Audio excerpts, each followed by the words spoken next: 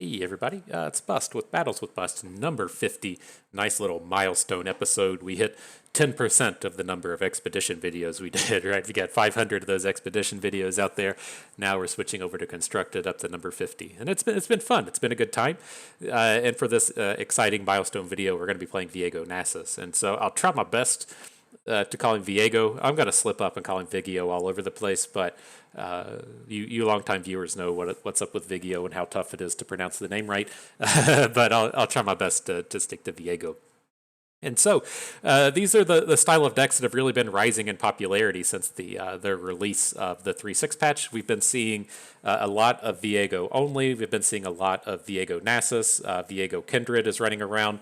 And then the Thresh Nasus decks of old. Everything is starting to make an appearance. Now that the Sun Disk has kind of died down a bit, and the control decks are making their way through the format. We're seeing a lot less of the like abysmal pirate style matchups, and it opens up the world for these style of Viego decks to run around and run amok. And so it's in a pretty decent space these days. And the thing I'll admit with it is it does look pretty similar to all of the other base decks. Like all of those decks we just rattled off with Viego and the Shurima Shadow Isle style things, they all play this early game Slayers style package. So you're going to have the sacrificable units and the Wings and the Wave, the Fading Icons and the Cursed Keepers. You're going to have your sacrifice cards like the Ravenous Butcher, the Rite of Callings, and then these are all cards that will come in and fuel our champions, between Nasus wanting to see the slays, Vigio wanting to see our units die. And so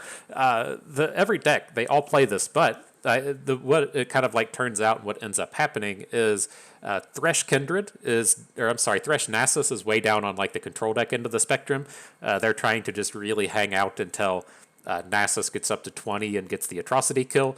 In the more mid-rangey areas, that's where you're going to find all of the Kindred decks. He's really needing to sit around for a few turns to get his champion power, killing off your opponent's dudes. And here, this Viego Nasus is much more in the aggressive end of the spectrum. And the list here we're playing in particular really tries to take advantage of that. And so the things that you won't commonly see across all those lists that you'll see in here is we have access to this Fearsome package. And so both of our champions have it. Viego Nasus just picked it up in 3.6. We're playing the Merciless Hunter, and then where you don't typically see is the presence of Makai Reaper. So he has the Fearsome as well, fuels off of the Slays as well. And then to help punch all these units through, we're playing the full 3 copies of Quicksand. And so kind of the idea here is you can pull off these aggressive early game Slayer style starts, even ignoring our Fearsome package, right? You have the any draw starting with Treasure Seeker into Cursed Keeper into Ravenous Butcher is going to be pretty on the aggressive end of the spectrum. But what kind of like sets us apart is being able to attach vulnerable to one of our opponent's larger units, and then use a quicksand to where we say hook that large unit away into an ephemeral, and then with our opponent's unit shrunk with quicksand, we can get in with Viego, we can get in for Merciless Hunter for these gigantic chunks of damage. And so all of the other decks aren't really capable of doing this, and honestly, they aren't really interested in doing it. They're looking to be a little bit slower. And so with this kind of idea in mind that we're getting some of these aggressive style starts, I'm not playing Rite of Callings. This tends to be more of a grind fest kind of card or something that works really well with Kindred. I do concede that this free slay is kind of nice, but it's not an ability that we really need with our champions being so expensive. Vile Feast is a nice board clear. If our opponent gets to value block some of our units, it's nice to come in and get the kill. If we start to see more pirates and more scouts like decks in the format, the number of Vile Feasts can go up. And then we're playing single copies of Rite of Negation and Vengeance. Rite of Negation is just a good catch-all card. The more control decky styles will want 2 copies, and then we're playing the 1 copy of Vengeance as the go tall decks are picking up some steam. Pantheon is still around, but the various Udyr decks are running around now.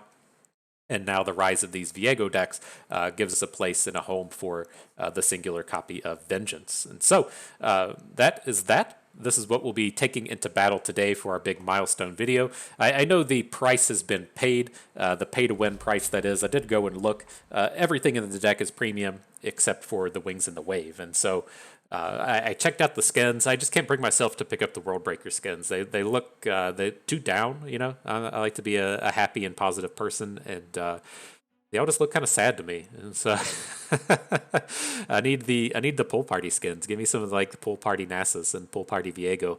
I guess like I don't think Viego is some kind of like vampire looking thing, but he needs some vitamin D, right? He hasn't been spending much time out in the sun, and so not expecting the pool party Viego to come about. He can be a little happier though, right? You don't need a sad one. That is he doesn't look like he has vampire teeth. He probably hadn't smiled in a while either. Maybe. Maybe you could think about that. He's kind of smiling in this, right? He's got a little kind of like happy grin. It's like he tooted, and he knows all these little demon things behind him are smelling his farts. That's how you make that kind of smile. I can tell.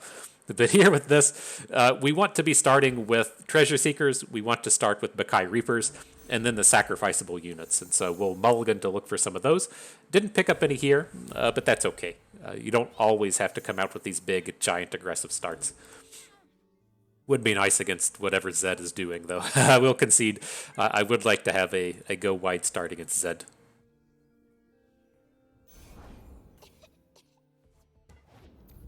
Okay, dude discards get excited. Alright, we're going to be the control deck in this one, so we got to just slow down the board. I'm not super interested in dropping this Glimpse Beyond anytime soon, so the unit can go. Need some dudes. Where my duders at?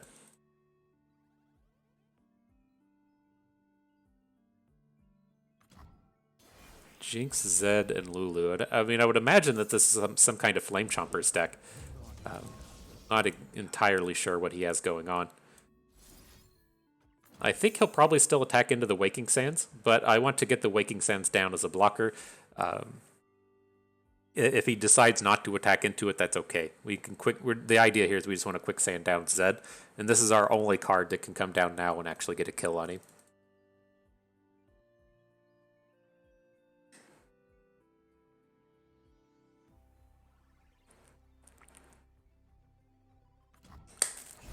There we go. I was afraid opponent might have dropped his phone in the toilet. Not the case. So there is some potential for us to just get blown up here, right? If he's going to come at us with a Mystic Shot on our unit, that's fairly bad. I think we need to do the full quicksand onto Zed though. If he's going to come at us with Twin Disciplines, I don't want to lose our unit once it grows back up. Oh shit, you're just going to die to Twin Disciplines anyways. That was bad. We should have taken one less damage there. We'll make it though.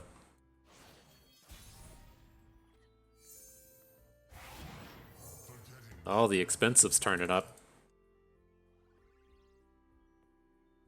At least we answered Zed. That was the big thing.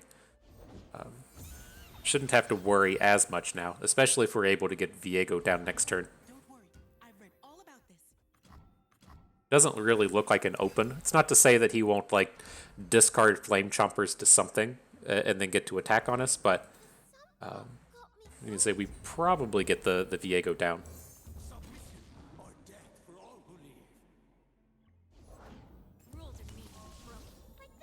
He's got the Flame Chompers in hand. All right. I think we need to glimpse beyond. I really wish we could get the wings and the wave down. Maybe we do it this way. I want to kill off the unit this turn and get something down for Viego. Get him to grow one. Say, well, realistically, we're just going to lose him, but we don't have much else we can actually do this turn. All right.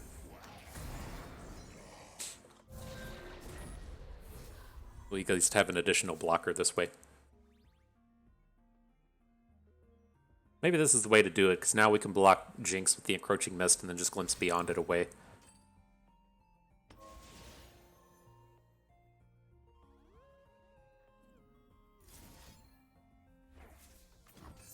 Alright, we don't have any 1-mana spells in our deck, but let's just go ahead and see what we hit. Look pretty scary. I would assume he's probably going to hook Viego into Flame Chompers, and then just come in with everyone else.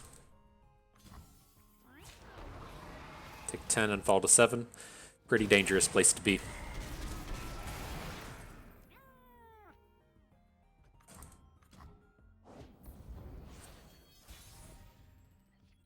All right, so where are we going with this one? We can add the dog to the board, but I'm ultimately pretty worried about how wide our opponent's going to get here. I think I'm looking to say play the Reaper. I want to play Treasure Seeker. I'm going to hit Treasure Seeker with the Wings in the Wave for the 3/3. That's going to give us a boost on the Reaper. It's going to give us the extra Ephemeral. And then I'm going to come in with the Waking Sands this turn as well. I don't think we'll see enough dead stuff to get Viego to flip, but let's give it a shot.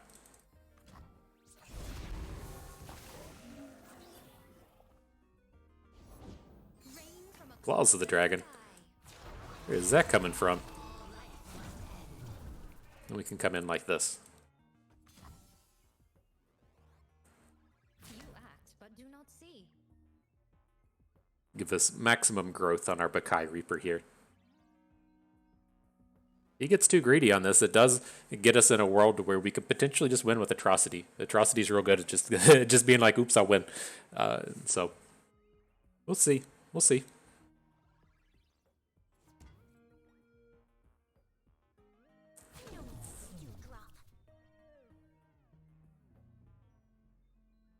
With this block on Lulu, we can glimpse beyond our own unit, right? We can glimpse beyond away a 2/2 to take down Lulu here. Since we're not going to be able to lethal, losing out on this 2 damage isn't that big of a deal, but getting her off of the board is. So let's take down the Encroaching Mist, draw a couple cards. And we'll still have 2 units on board for next turn. The downside to this angle is we can't get an additional unit for Kindred real quick, and so, or for Viego real quick. So we'll see if he opens. If he doesn't open and we get the soldier down, I'll feel much better here. But this looks like a pretty good open. Yeah. Take 4, fall to 3. I don't want to fall to 2 and die to Mystic Shot range. Good chance we're just dead here, but I would much rather be at 3 than 2. Sure. You got it. It's just a little bit too slow. That doesn't feel like the worst of matchups, but this is certainly not a matchup where we want to be starting with all these Viegos and Nasuses in our opener. Damn, that's close. GG.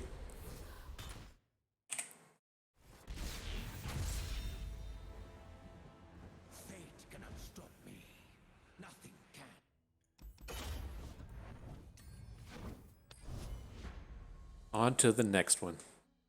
I had to go and look up the Updog quotes from The Office. Such a delightful one. Smells like Updog. Love it. That's where you respond with "What's up, dog?" Yeah. I love that Michael Scott just can't get it to execute. It's so great.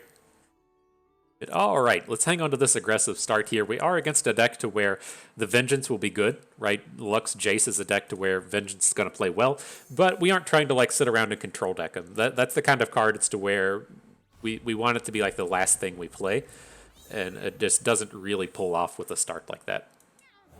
But here, big ol' fearsome looking start. Lots of slays onto these Reapers. Be happy with this.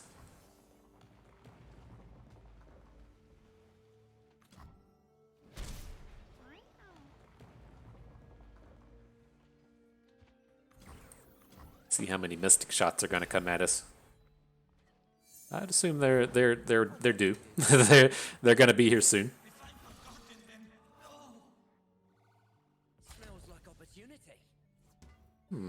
That's okay. I'm always happy if he wants to open up the opportunities for our Reapers to get more damage in. I'm going to say frequently. I'm going to say that he's going to have like a block on one Reaper and a Mystic Shot on the other one, but you know, it's a good chance we can do some mean things here. Why would you Mystic Shot the Fading Icon? Interesting.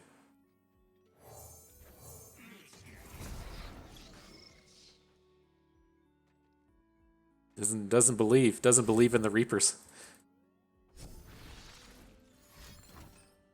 Wow. Wow.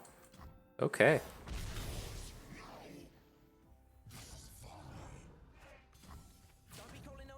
The seasons don't fear him. He blocked this backwards as well. You should block the one on the right. Now we get the extra damage in. Okay. Okay. Alrighty, my dude. Quick hands make quick work. Not quite what I was expecting to come out of this. I wasn't expecting so much Poro Cannon kind of cards. It was very strange to see them come out here. But here, I think we're okay to go ahead and just... It's like a tough spot for this Wings in the Wave. I want to get the Sacrificables down, but we don't have any cards to target them just yet. I don't want to just lose out on the mana, though. Okay, we'll have Viego for next turn. Now, at least if we do draw like a Glimpse Beyond, it'll be ready to go with him. And if not, we can just put it down to the left, right? We can attack with the Waking Sands over to the left to help grow our Viego. Here with this, we did just pick up the Right of Negation. We could wait a turn to protect our Viego with it, but I don't want to miss out on the attacks. We're going to miss out on the attacks forever if we let that go. And so I think I'm okay to just kind of let this wait around until we get back to protecting Nasus with it.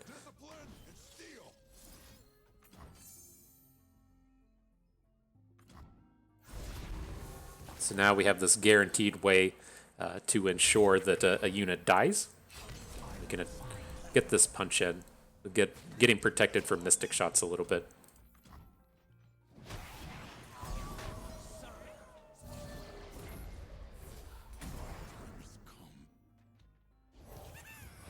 All right, good deal. We get to untap with the right now. Very powerful stuff. Definitely ready to counterspell one of these 4 Demacias. Looks like what he's about to bring at us. Nope. Mm-mm. No, sir. Oh, he's bringing something else. Some other spell. Back to back. Wow, that wasn't on my radar. Okay. Wow.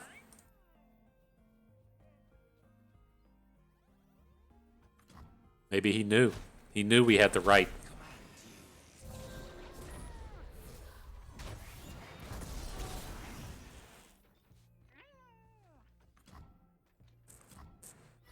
You got to do some work now, dog.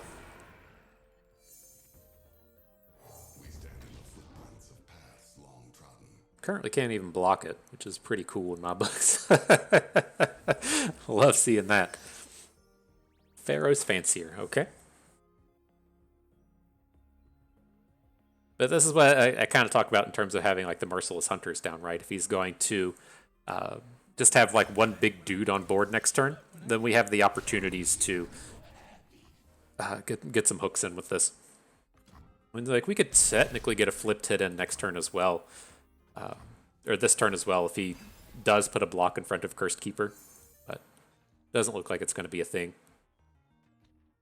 A little worrisome here. He has the mana for 2 expensive spells. I mean, I think the 4 Demacia is okay.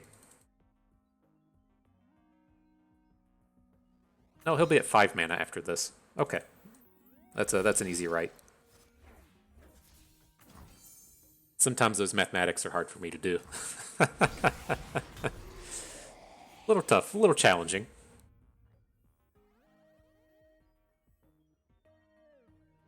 Surrenders are going to say, let's pass. Let's wait and see if he plays a unit.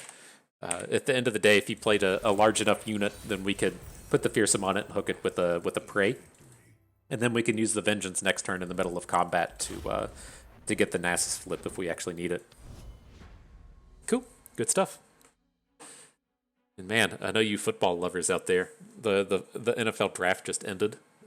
I never get super interested in it. I don't follow enough college football to know who anyone is.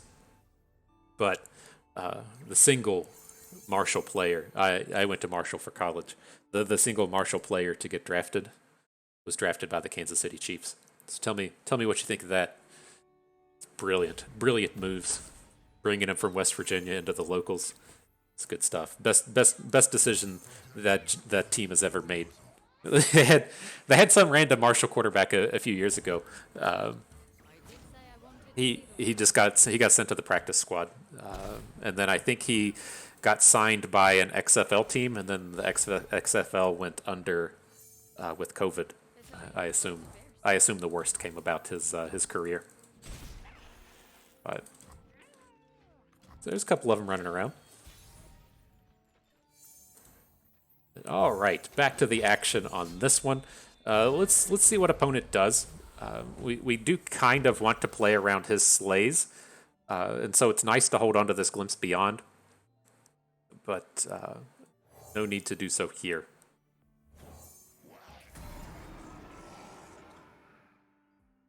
We still have the mana to Mystic Shot if he comes in on the Reaper, but it's good.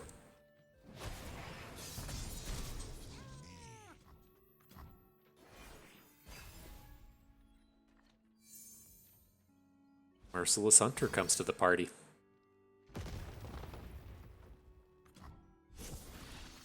We're playing 3/3s, dude.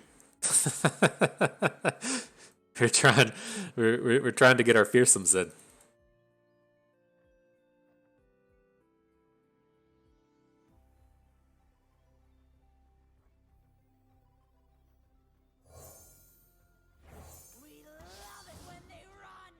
Okay, I assume he's going to attack with these two, and then we can drop in a trade. Nope. He gives us some opportunities. Viego. Did we just drop him? He can get hit with a beam, like a thermogenic beam. Or do we want to wait a turn? It's like, I don't really want to be sacrificing off a unit at this point, but I think it's okay if he drops a beam on him.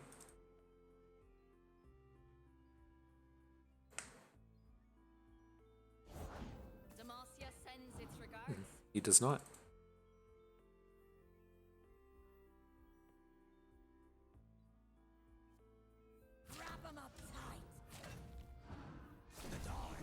So we can do something like this. I'm not expecting a lot out of this Viego. If he can get like a 2-for-1 here, then I'm going to feel pretty good about it. I don't think he's going to be bringing in a ton, though. All right. Like, if he had a Vengeance, he would have already Vengeanced. It's just... It is kind of odd, whatever he's presenting here. Shock Blast. Yeah. I think I do want to draw the cards.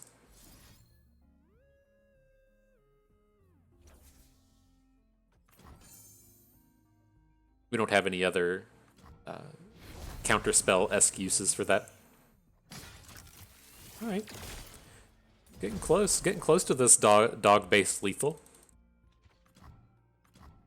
Picking up the Atrocity always feels good.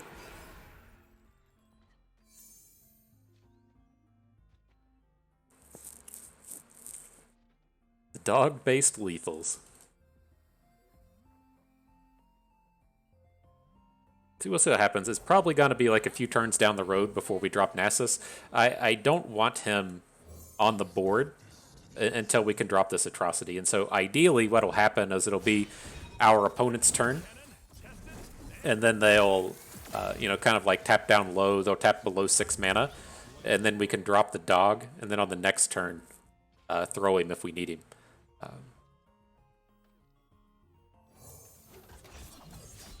This should be enough to shut down his attacks for the turn.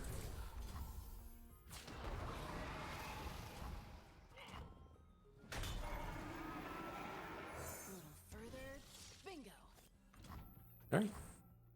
Let's see where that gets us. Merciless Hunter.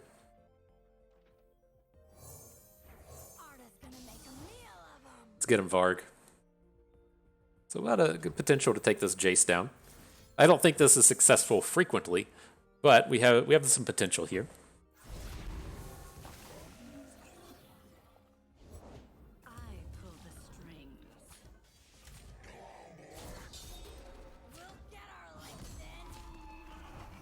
So we can attack like this. Just want our Bakai Reaper down to the right. Nasus, you're getting close, dog. You're getting close. Fearless. Don't you look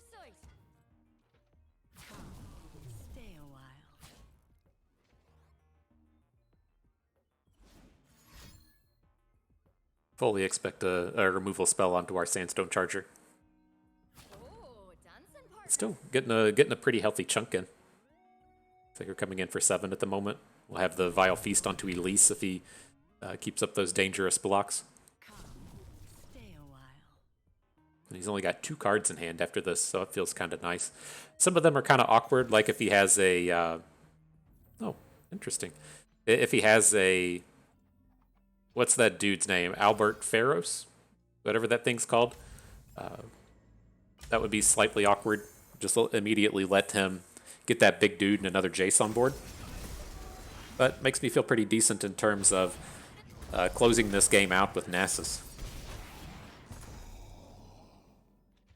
And we're certainly ahead on board, right? We look at our board and there's some cards. We look on his board and there's none. He's got a Jace now, but I think that applied. I think that worked. Oh, we missed out on a Spiderling. I thought that would hit because the dudes were out on the board.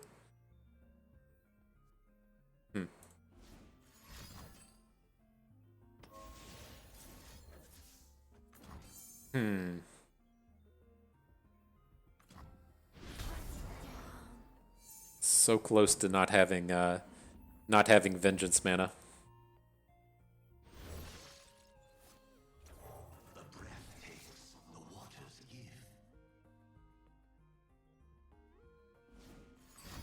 There we go. We can play the dog now.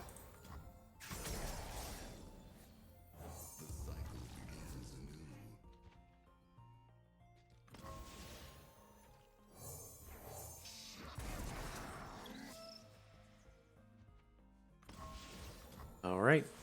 Let's see if we can do it.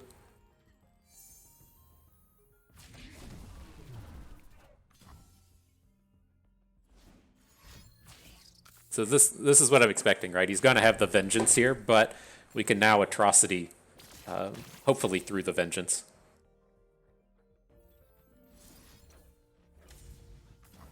Hopefully. Could have another Vengeance, a Rite of Negation, but I think we win frequently there. Nice. Market a W. Get a little bit of that Updog in there. Excellent.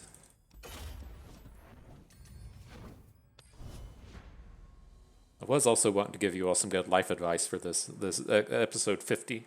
You know, you dropped some good stuff on here.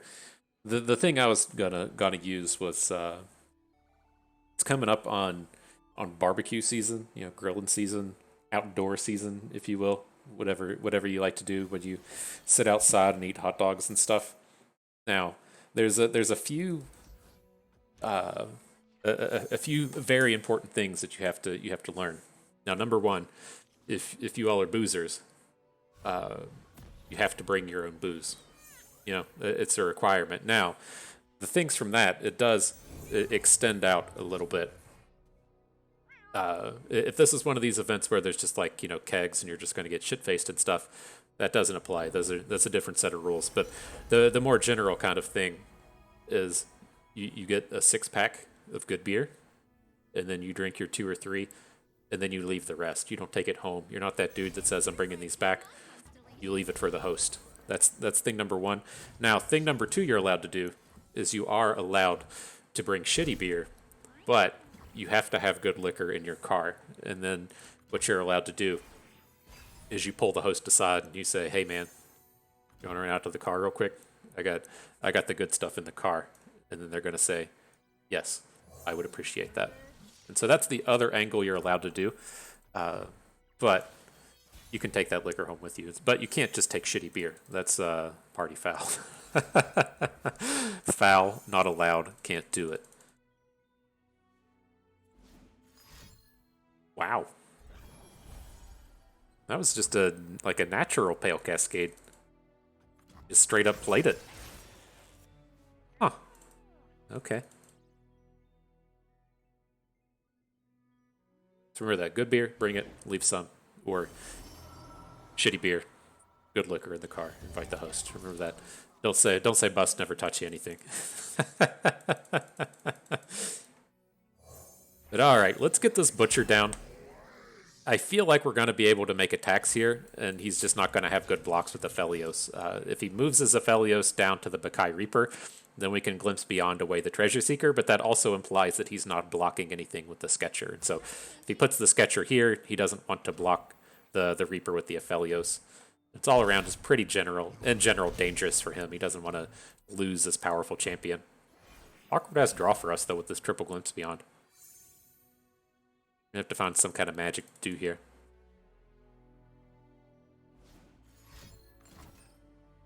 Okay, that's slower than shit. I did the mathematics on that. That's fucking slow.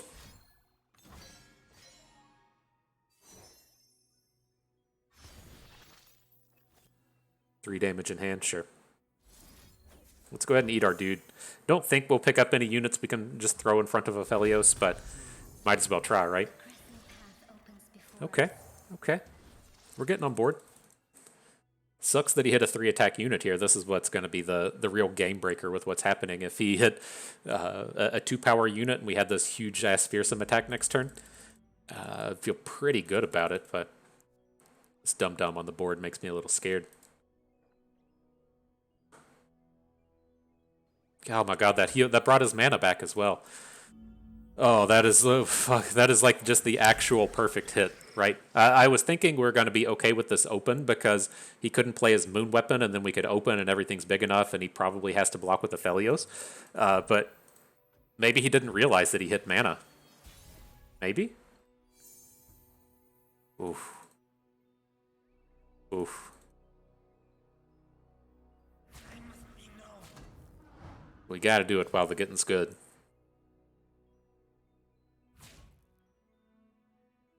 Same deal. If he blocks down to the right with the Aphelios, we can make a quicksand play, or we could make a glimpse beyond to grow our unit. What a disaster! This guy. That's so perfect. Like, look how ridiculous this attack would be if he just had a 2-power dude on board. He just has to get Aphelios involved with the Bakai Reapers. Oh, insane. Insane. Like, I think he just doesn't realize he has 2 spell mana. Like, it took him this long to realize. I don't think he did.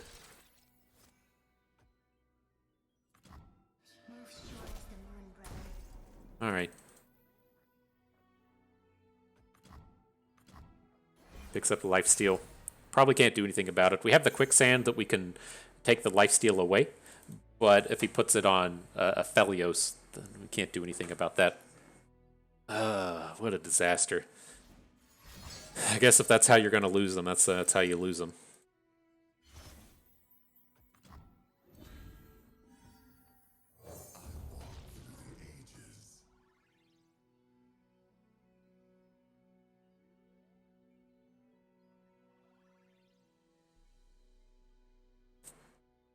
All right, I'm ready for battle.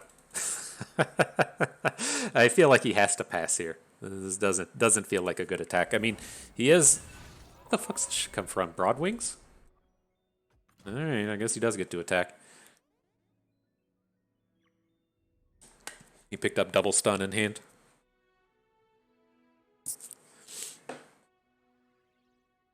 We should have with the. We shouldn't have passed back. We should have played the Glimpse Beyond on our Cursed Keeper to get the extra unit on board. I mean, I'm pretty confident that he's going to hook Broadwing onto the dog out to the left. But was he actually putting this on Nasus?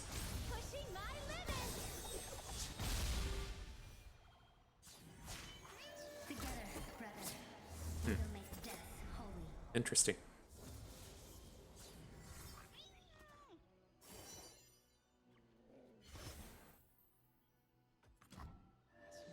So we can, like, take all this damage. That's not the biggest deal. What I was hoping we'd be able to do is just block Aphelios and then sacrifice the unit to Glimpse Beyond, but he's not going to let us do that. He's going to hook our only blocker down here to Broadwing. Oh. Whoa. That is not what he did.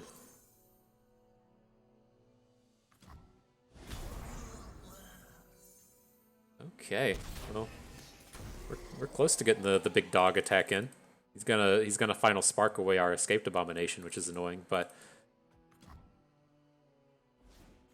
we get this flipped Nasus on board. All bets are off. Yeah, we got a lot we can do at that point.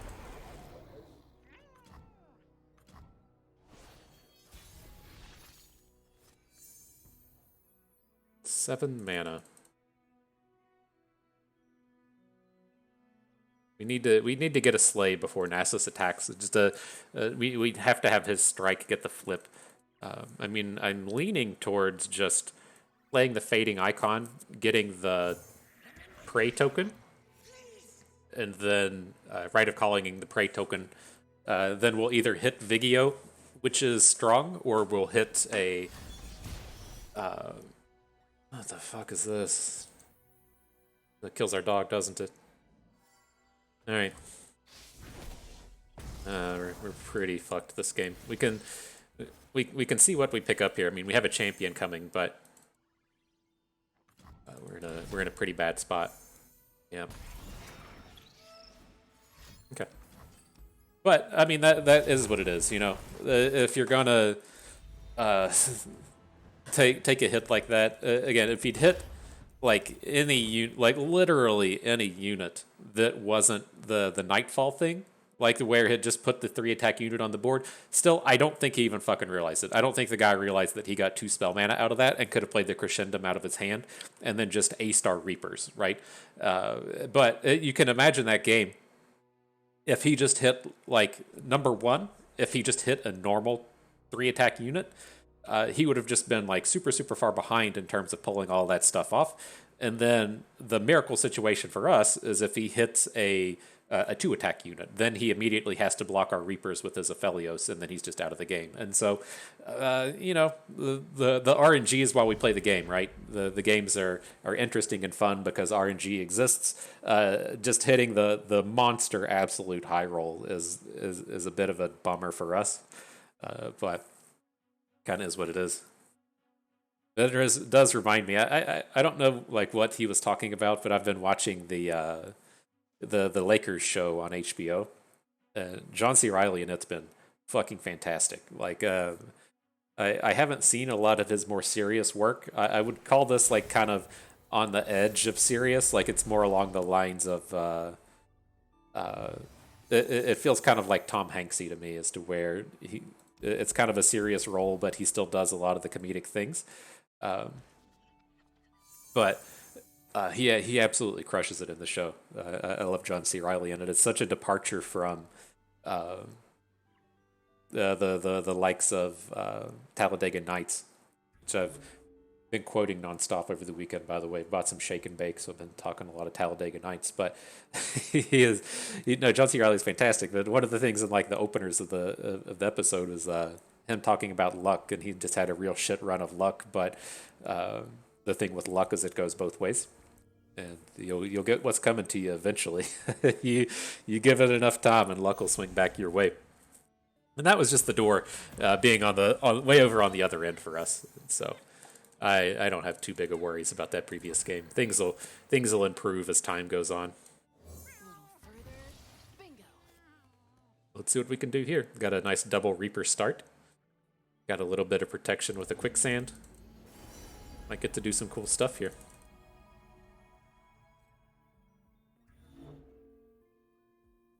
Oh yeah, that's a pretty sparkle fly. Discards Shield of Durandi. Okay. I was really worried that the 0 mana challenger was going to come down there, but looks like he didn't hit it.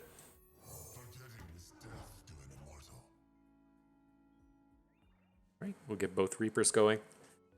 I'm ready for battles. Broadwing, thing with Broadwing is it can't block our Reapers. We just stop here. Actually, let's send in the Treasure Seeker. If he blocks with the Broadwing and it becomes a 0/1, that feels like a win. And then otherwise, it's not as worrisome. I think this is okay.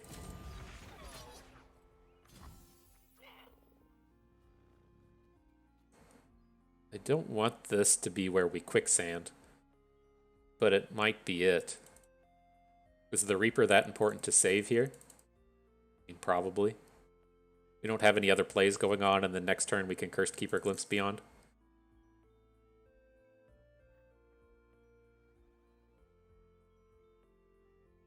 I think that just feels a little overly aggressive, but it's like I don't want to.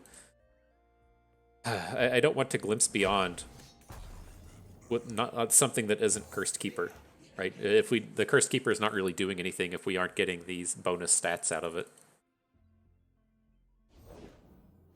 Priestess, okay.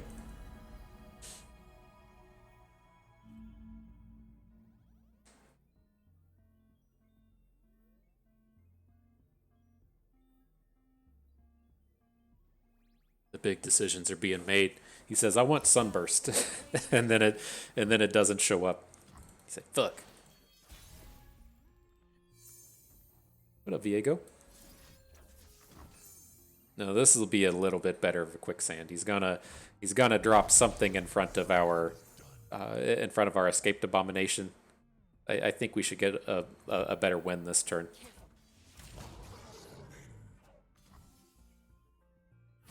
You're interesting.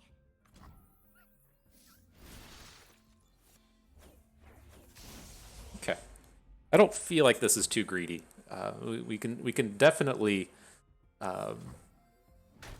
find like higher value quicksands, but the sets seem reasonably far behind. Like now he does have the Broadwing hook into our Reaper, but really weakens up his board. Should be able to punch around a lot of this.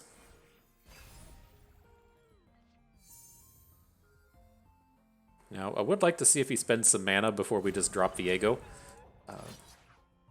If he did manage to pick up the Sunburst off of the Daybreak Invoke, then we're kind of hurting. It's not like disaster level, but it's pretty bad. I think I would like to get out of the turn just banking some spell mana, and then having both Viego and the Rite of Negation next turn. I mean, this is feeling kind of cute, getting to drop the Mystic Hunter onto Aphelios. I don't know about you, feeling cute. Might deliver a vulnerable.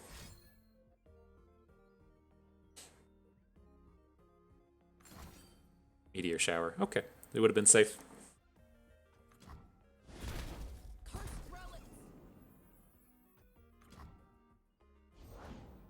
Oh, we're mana short of doing this, right? Aren't we?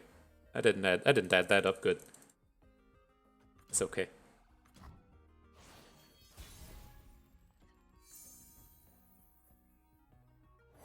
We'll circle back to that. Drawing the second soldier is pretty powerful here. Have our Vigio be grown when he comes down the next turn.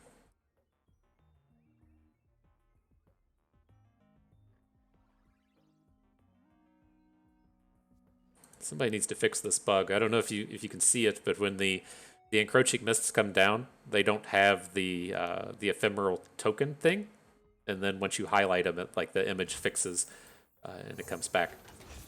See it here. See, encroaching mist comes down, doesn't have the ephemeral token, and you highlight it and the token shows up.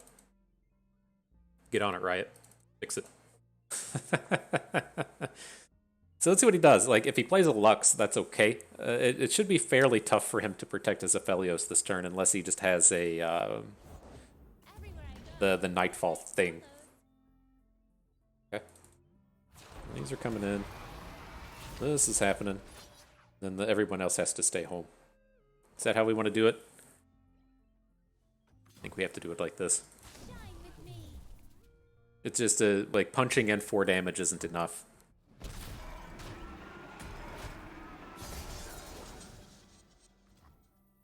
Now we can we can play Viego with the Rite of Negation back up. Took us a while to figure out how to do that math, but we got there at the end of the day. You just had to wait a few turns. I figured it out. Go me.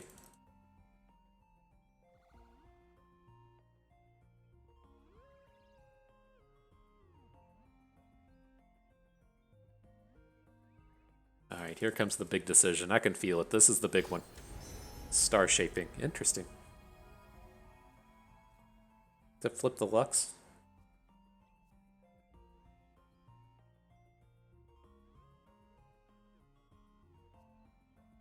Can't see. Can't see how many mana she's played. Oh, 5. That was the first spell. Okay. Alright, we're ready. The Viego party has begun. Oof. Pushing my limits. Their scent travels on the night air. Okay. We will allow it. Don't think I want to Glimpse Beyond. I want to save this Glimpse Beyond for next turn. So we can generate we can play the Fading Icon, Glimpse Beyond the token, and then have the Ephemeral ready for next turn. We'll be pretty close to flipping Viego next turn.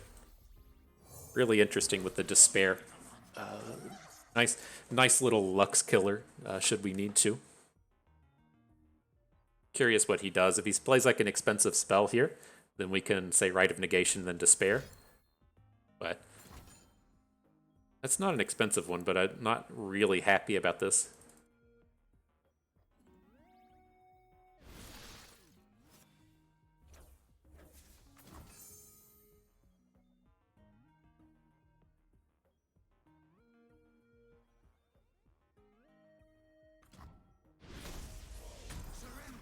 Okay, big board.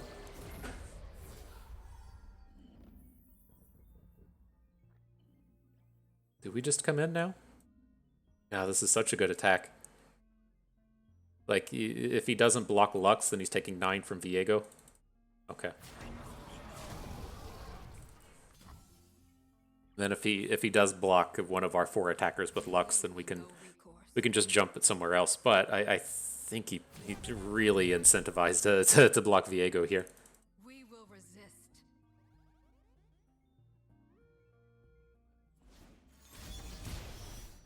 Hush. God, be kidding me. That's painful. It's painful. I think we still want to leave the damage on her. Ah, what a disaster. Well.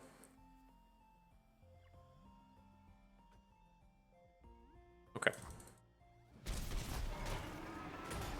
We'll just have to replay another one. I assume he's going to Final Spark our Icon, then we can follow up with the Viego. Damn. What a disaster. I guess we could have gone for the Despair. The Hush wasn't really on my radar. I guess it should have been, but this is a matchup I haven't played a ton of. Only a fool would enter battle unprepared.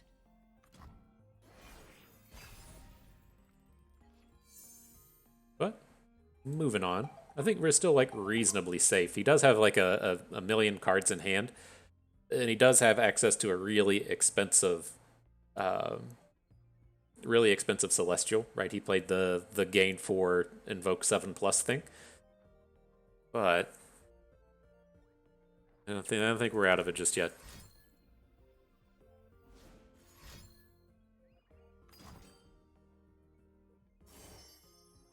Interesting.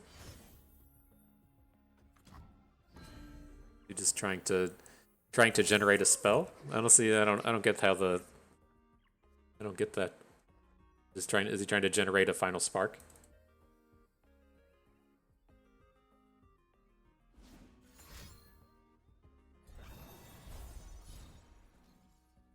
Okay. It just says, give me some of that cycle.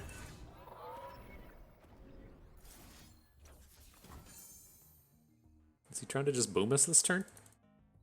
I don't know. We got a ton of blockers now, though.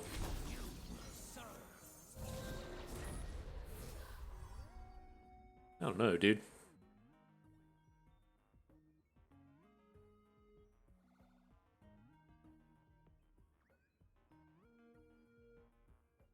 Down to 3. Again, one of them is a Celestial.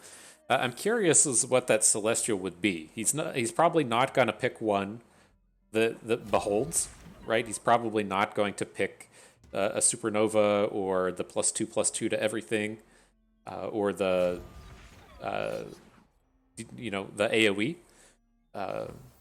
But like, why wouldn't he?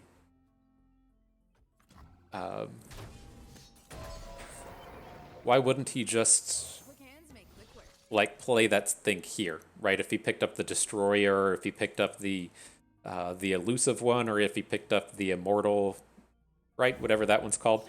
I feel like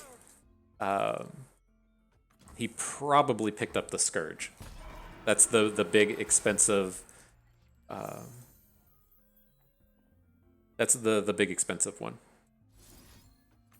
But I think we might be okay here. We can quicksand away this Radiant and this Lux. I really think that he's just going to like drop a 10 drop here. I think that's what's about to come onto the board. But we can get all of our stuff down here. We can get the Waking Sands going. We can Ravenous Butcher off the Treasure Seeker to get another unit out of Viego. Then assuming he doesn't die this turn, he's going to flip. You can Hush him to stop him from flipping until the next turn. But if we get a flip, that should be pretty close to sealing the deal.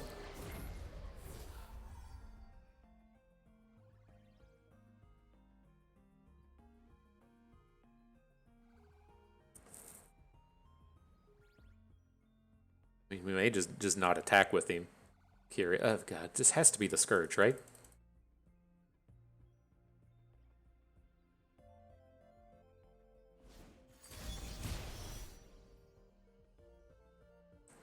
Okay. Shield of Durandi. It's down.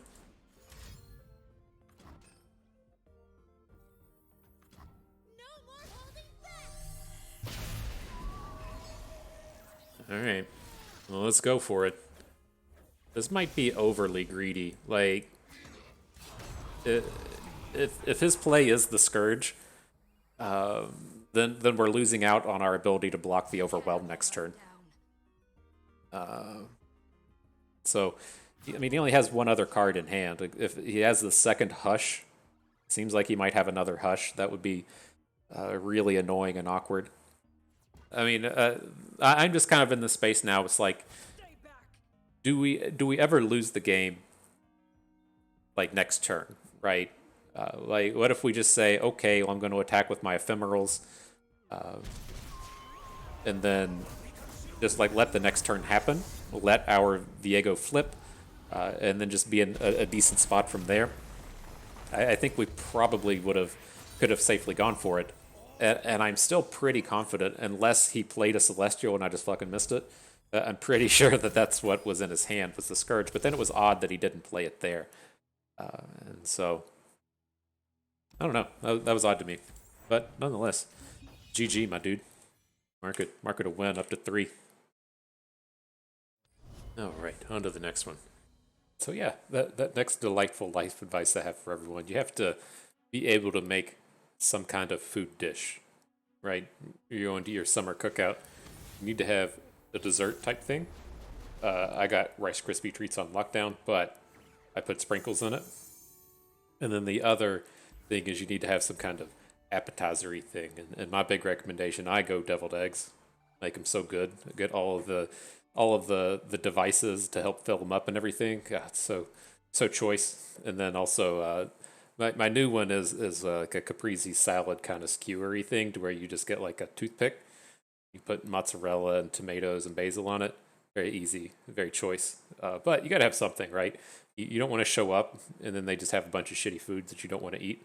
And so you need it to, number one, be easy to make. Number two, be good. And then something that you can also master. So get that in there. You know, it's coming up. You got plenty of time to practice now.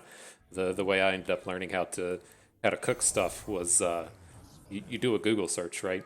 Something you want to eat. So say you want to eat a piece of chicken, right? Then you just Google search chicken recipe easy. And believe it or not, it'll come up with an easy one right near the top. And then you just follow all the directions inside. It's pretty easy and straightforward to do. And so that's one of my recommendations. I did deviled eggs. Now I kind of like catch some shit whenever whenever a event rolls around and I don't bring them. And so that's what you're really shooting for. But here, back to the action. Not all life advice for you here today. This is a usually a pretty horrible matchup against Pantheon, right? This matchup is not good. We have come out the gates pretty aggressively here, and we're just going to push it as hard as we can. This will be terrible if he has a single combat right here, right? If he gets to single combat, get the faded, kill a unit, block and kill another unit.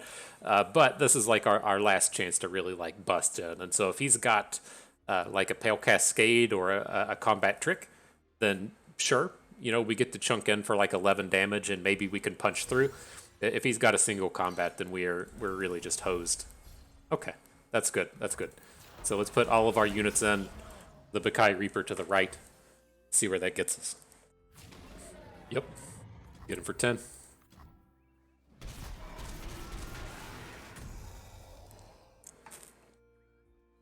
Running out of dudes though now. need a little bit more action. Okay, Cursed Keeper. Not exactly the action I was hoping for, but we might be able to get around this. Yeah, look at this. Look at this 3/3 dog. He's so big. So sizey and meaty. Oh, come on. Oh, come on. I don't want to ride a negation this. If it's like a concerted strike, it's not the worst. But man, I would really love to get this Cursed Keeper down before we have to try and play Rite of Negations. Right? If we can go into this next turn, like open with everything, get a neg 4 onto the Wounded White Flame so it doesn't just like straight up win the combat. And like we can actually win this one. I assure you this is not a good matchup.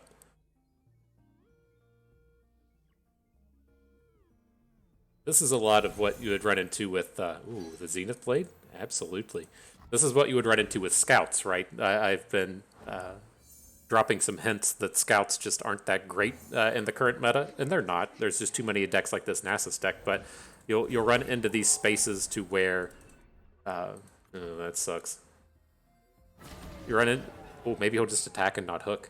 Are you going to give me the option? No? Fuck you. Yeah, fuck you. I mean, I guess we realistically could have held back there and then maybe got the quicksand, but no, with Scouts in this format, you run into these spots to where there's just like not enough that you can do. There's not enough like takedowns that you can get, and so like you run into this spot to where you might be able to attack wider than their one unit, but as soon as they're able to get even the smallest board advantage, then you really just fall super far behind. So we might be okay here. We might be able to pull this off. We'll get the Viego down. And that might be just enough to get wider than him. The downside with this is we can't...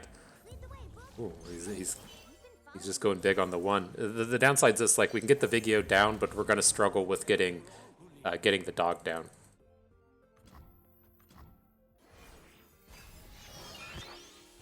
Important thing to note with Quicksand and the likes of the attach units, the Quicksand does not remove the attach unit's abilities. And so if this was a Papercraft Dragon, he would keep Double Strike. If it was a elusive one, it doesn't remove the elusive. And so you have to kind of watch out for that. Here, I think we can just let this happen. If he has a rally and he tries to come back at us next turn, we can Quicksand then. But I don't think we need to Quicksand here. Maybe we do. Maybe we do. I think I'm okay with this.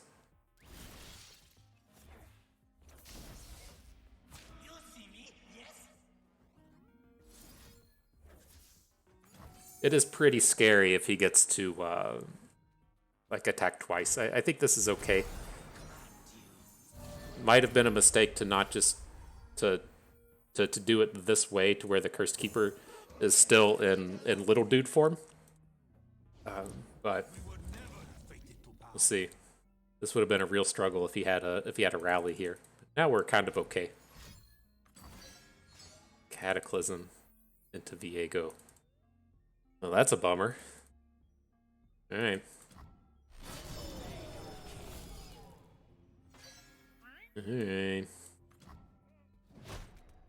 So we're basically just at like atrocity or bust now. we gotta find one.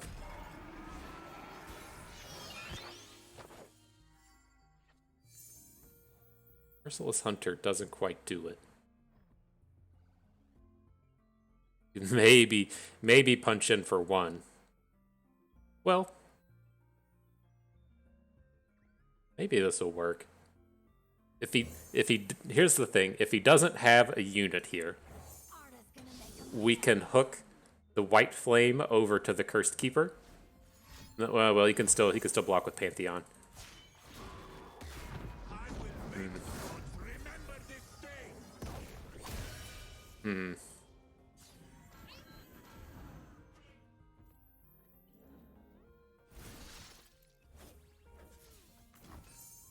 What did he hit? He didn't hit Lifesteal, which is the big one with Pantheon. Still gives us a shot.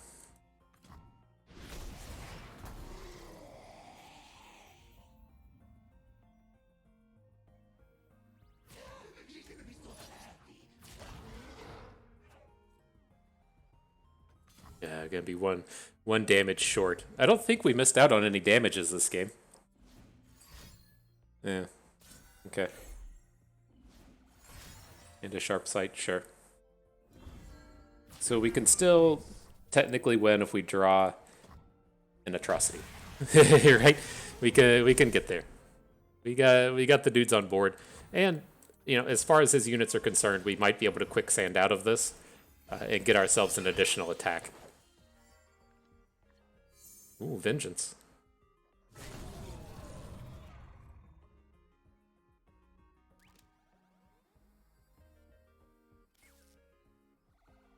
So he's not making a scout attack, he's just bringing everyone in.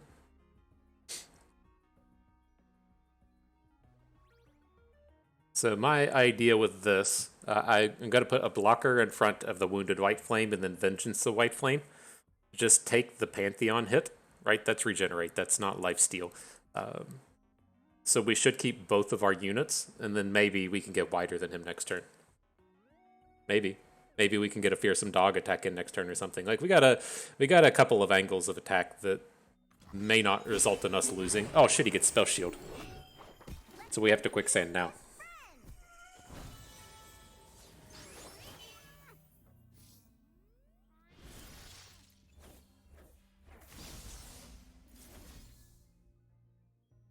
Okay. Why does this thing still have Overwhelm?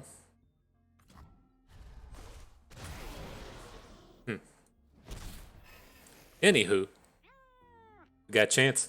You got another unit, my dude? Well, he's got a Yumi. He's definitely got a unit, but is he just playing it? Uh-oh. Uh-oh. What's his angle here? White Flame? Sure. This is getting tense. This is like playing against Teemo. You gotta squeeze them butt cheeks and see if you can just eke out a win. But, I mean, we should get 2 more draws and an Atrocity here. If he has another rally, then we'll only get 1, but we got a chance. We got a shot.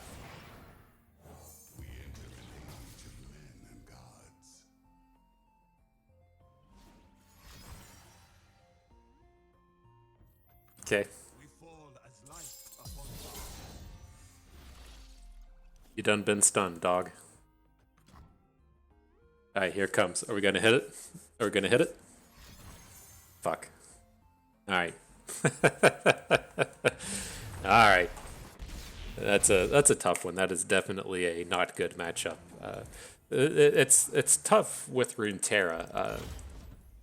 Like coming out of Magic, at least in Standard, there would be like 4 or 5 decks that were relevant, and then there would be some fringe decks that you didn't have to care about that much. And then even in Hearthstone, there were always champions that were just not playable, and so you would again, it was kind of a space to where there would only just be like 5 or 6 relevant decks.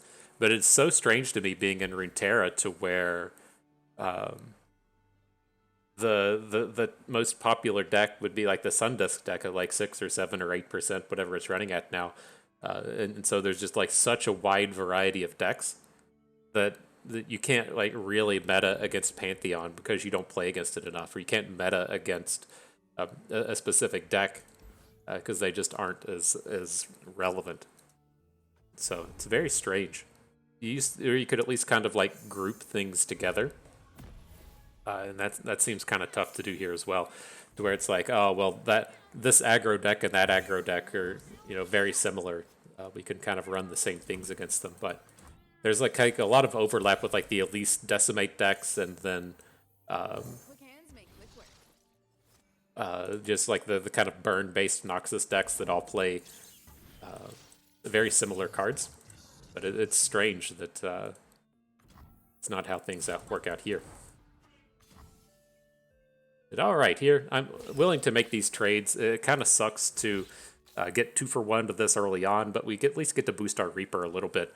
I'm not entirely sure what this guy's up to, playing Ezreal Caitlyn, but also having Draven, right? If you're playing Ezreal Caitlyn and then Katarina is starting to make an appearance these days, that kind of makes sense, but it's odd seeing Draven in here. Like, I would think that it's going to be some kind of aggro deck, but that's where Draven typically lives. But I don't exactly know what we're getting into. I assume that we're still just going to be playing against... so odd. I assume that we're playing against the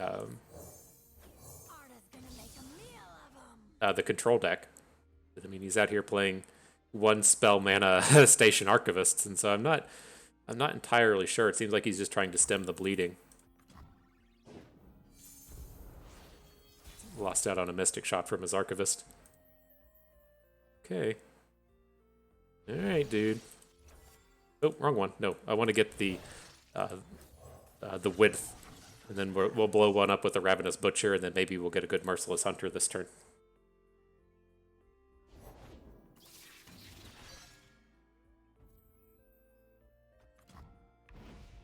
Odd selection, but sure.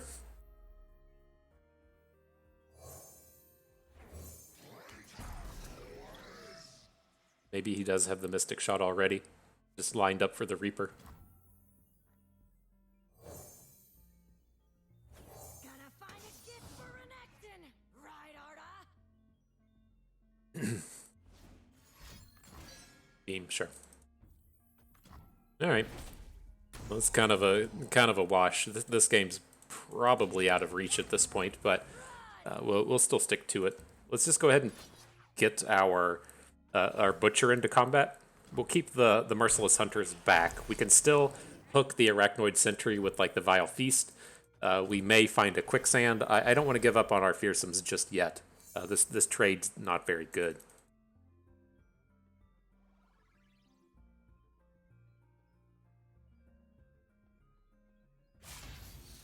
Okay, you got us.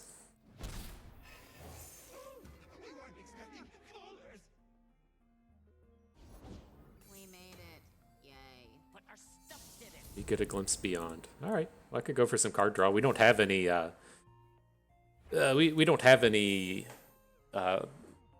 Caitlyn things. There we go. Flashbang traps in our deck, so we're pretty safe to draw cards at this point. All right, maybe Viego will get something going.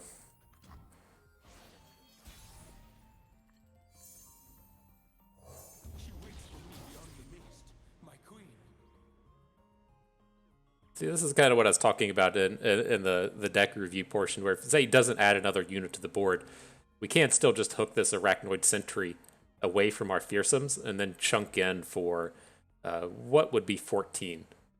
Big old chunk of damage if he doesn't throw down a removal spell or a Caitlyn or something. They do struggle a little bit with Vigeos if you can keep the damage off of him. They have to either Thermogenic Beam, or they need to do a point of damage and then hit him with a Scorched Earth or a Ravenous Flock. But he is reasonably annoying for them to have to deal with.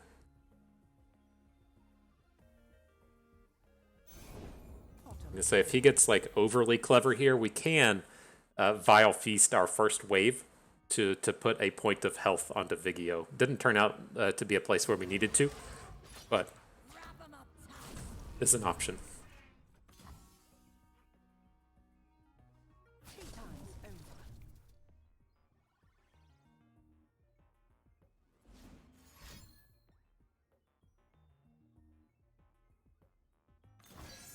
Sure.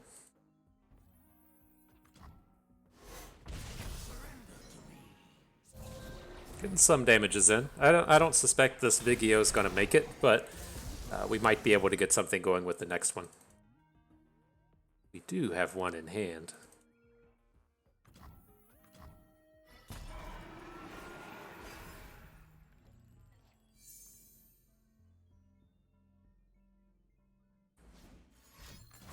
Ripperino.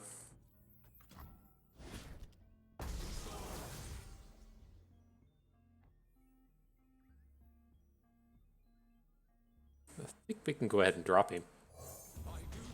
It's like such an awkward space to just like pass into the next turn. I think we'll go ahead and put him down. I would like to get the encroaching mist happening out here, if we can. All right. So we'll survive this. At least I don't think we're going to be attacking with him, but we may find ourselves going into the next turn and forcing out a Ravenous Flock. Right, he's got the 1 mana, hasn't played the Flock yet this game. Wouldn't be surprised to see him have it, but we'll at least you know, force another removal spell out. Oof, ooh, maybe. One time, dealer. One time.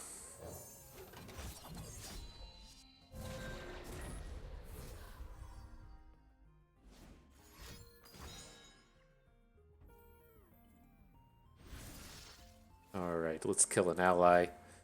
Boost off the little spider. That's going to give us another encroaching mist to attack with this turn. Let's see where this gets us. Again, I don't think Viego's going to make it. So I'm going to put down the Waking Sands as well. Just too easy for him to get blown up in the middle of combat, have things go poorly. And so I want to get the other unit down.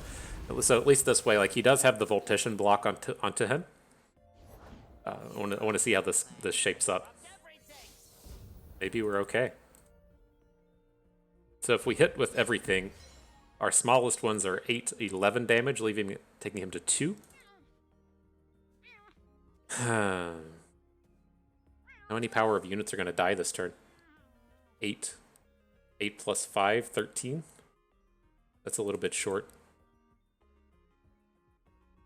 It doesn't feel like we have to attack with him here, but like with their removal suite, he's played, what has he played? 1 beam, 2 scorched earth, so we don't have to worry about the scorched earths anymore. It's just too easy for him to have a ravenous flock or something. I think we have to attack. So it sucks to give him up to the Voltician, but this also chunks in a hardier chunk of damage. Takes him to 2. We still have both of our real units on the board as well. Okay. I wouldn't... It's just like... Even if his angle is playing... like 2 built-over Peacemakers to take Viego down, it seems like if we don't attack there, there's like a very real chance that we just don't even deal any damage this turn. Okay. There come the strikes.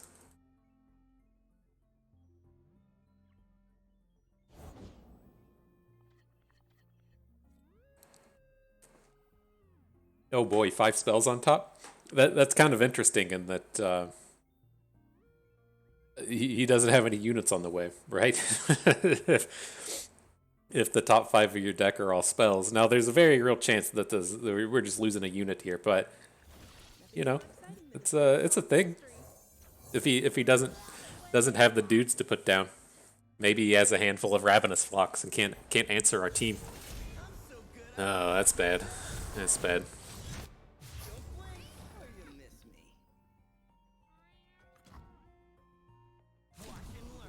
Gonna lose one of our merciless hunters.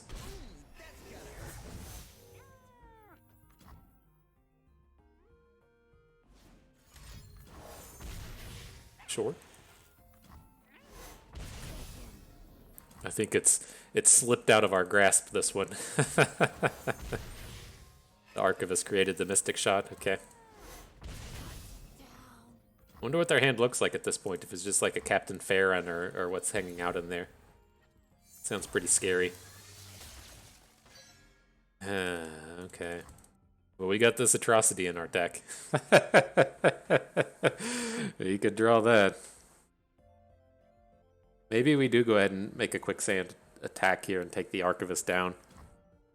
It doesn't seem great. I think I feel better just going after the Ezreal.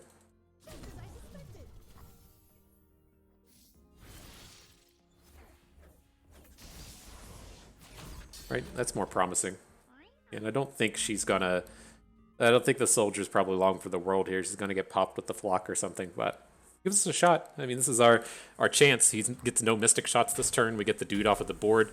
We're gonna get 2 units, an additional unit on board. Maybe. You're just so close. So close. Alright.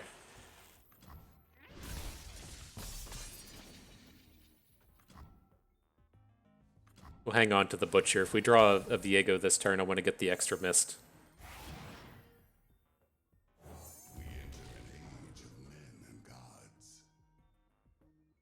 Ezreal can't block you, dog.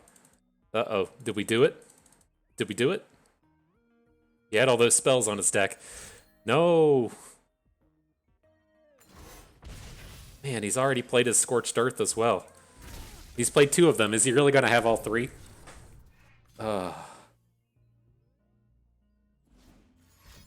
He's got all 3. Fucking A. Good job, guy. What a series of games today. I'm telling you, that luck door is going to swing back our way eventually.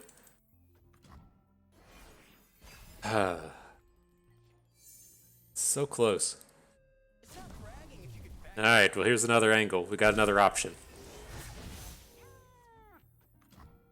Can't imagine we get out of this turn with him having 4 cards in hand, but...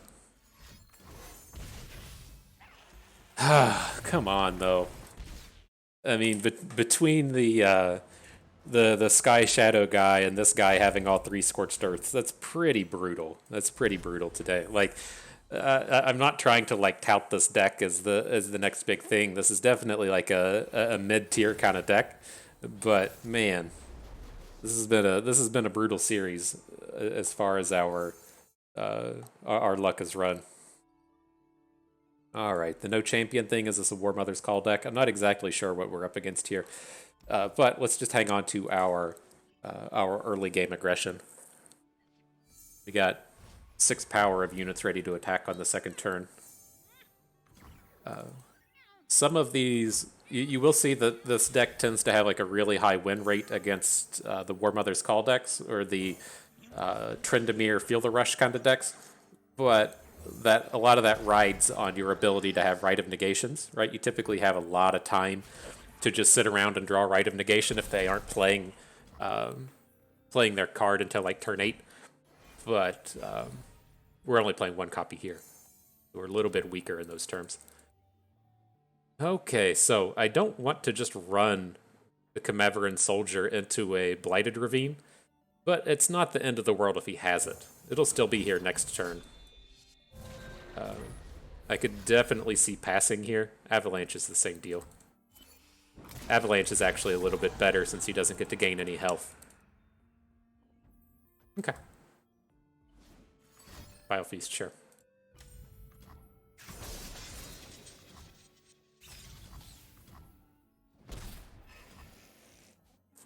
All right. Well, that bit of booming has happened.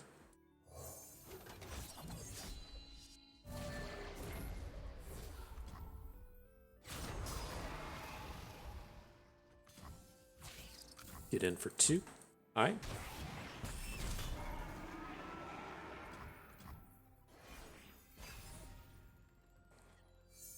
This is a War Mother's Call deck, right? Has to be. He's doing ramp stuff now. Okay.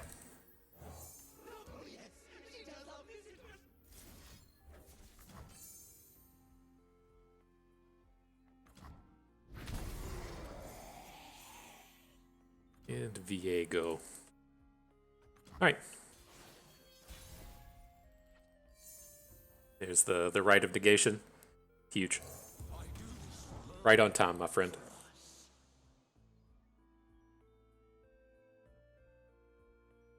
Gonna bring that vengeance upon us. We're ready for it.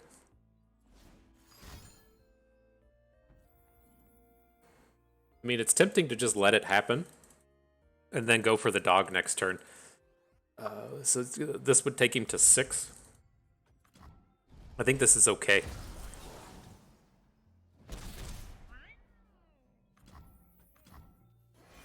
Now we can add Nasus. He's a little bit short, but he should be kind of close enough to get towards a lethal. Commander Ladros.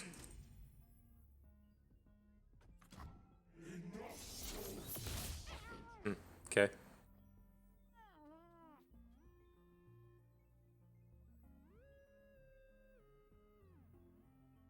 We stand in the footprints of paths long trodden. Pride filled us forever. Interesting. All right, well, here comes the stuff dreams are made of.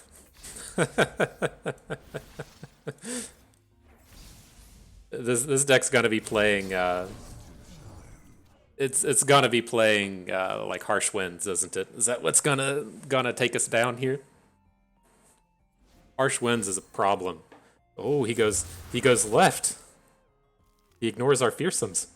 Oh, my dude, my dude. Not today. All right, get us right back to that 50-50, the double slay, carrying us to that extra damage. Nice, nice. Okay, I'm glad something turned our way there at the end after after a couple of those games being a bit off. But cool. I think we got to at least hit on a lot of the highlights and a lot of the angles here. We got at an atrocity win and some stuff where the atrocity is going to happen. We had a handful of plays to where we got to hook a unit out of combat and then get fearsome attacks in. We didn't get too many of these games though to where you just drop Viego on the board and use him for board control. I think that's just kind of like a function of the matches we ran into today. That's where you'll like if you're running into like scouts and Udirs and just the more standard fair decks, if you will, to where we're just going to put stats on the board and we're going to battle back and forth in combat. This really shines against those. When you're able to get this like growing Viego on the board, you're able to like come out and block with the encroaching mists.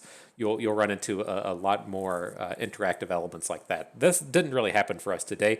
We kind of played like the opposite end of the spectrums in terms of the tokens deck being kind of on the really aggressive end of things, the War Mother's Call and that type of deck being the like all of the Lux and the Sentinel style decks being more on the control end of the spectrum.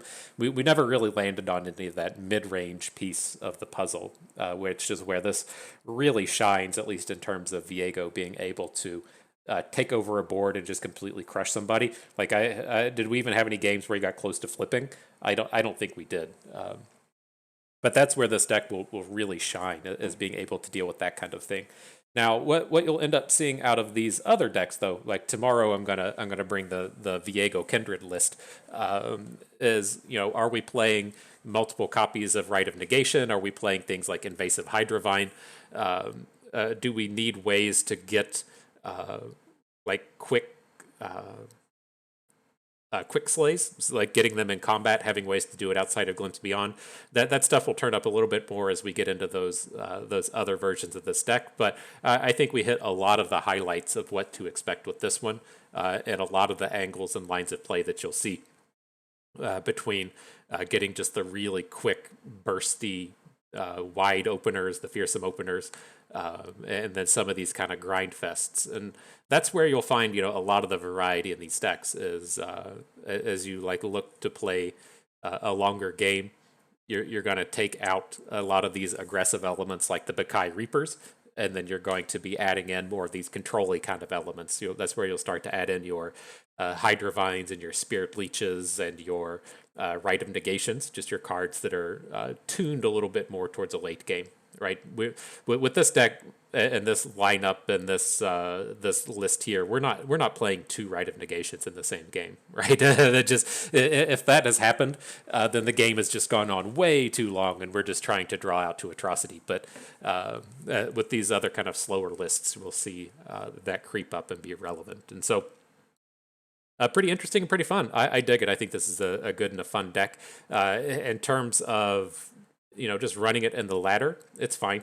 I think it's, first and foremost, most importantly, it's fun. At least for me, I really enjoy playing this deck. That is the number one requirement for being a good ladder grinder. If you're not having fun with the deck, then you're just going to be in for a real bad time. But in terms of the actual wins, I think this should do pretty decently all throughout the ranks of the ladder. Up in the Masters, I think it's still okay. In the lower ranks, I think it'll still be pretty good. There's not a lot of like gotcha factor to it, but there's a lot of like real solid fundamentals that come with this deck, and I think it'll be a good grinder there. And I think it's also kind of interesting in terms of Gauntlet. We ran into some of our real bad matchups here, right? Just the Ezreal Caitlyn matchup is not good. It's something where it's like a 60-40 for them. The Pantheon matchup is even worse. It's like a 70-30 for them.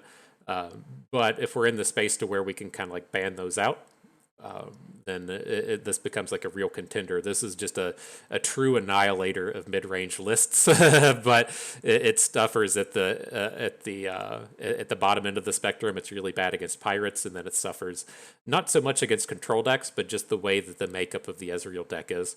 This doesn't do as nicely against it. But it has a lot of room for customization, and so you can, if you are looking to bring it to a tournament or to your gauntlet, tune it to what you intend to ban.